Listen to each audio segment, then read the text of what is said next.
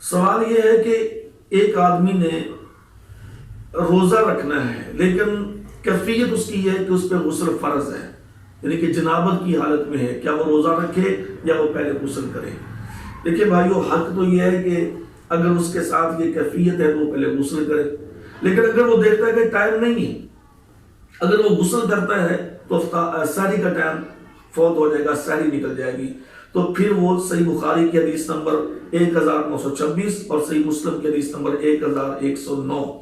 ان دونوں حدیثوں کے اندر یہ روایت موجود ہے یعنی کہ نبی صلی اللہ علیہ وسلم نے فرمایا کہ اگر کوئی آدمی ایسی کیفیت میں ہے کہ اس پہ غسل بھی لازم ہے اور ادھر سحری کا ٹائم بھی ہوتا چلا جا رہا ہے تو وہ پہلے وضو کر کے سحری کر لے اور سحری کے بعد پھر وہ غسل بعد میں کر سکتا ہے، لیکن روزہ چھوڑے نہ، یعنی کہ سحری چھوڑے نہ۔ مطلب یہ ہے کہ جنابت کی حالت میں آدمی وضو کر کے روزہ رکھ سکتا ہے اور غسل بعد میں کیا جا سکتا ہے۔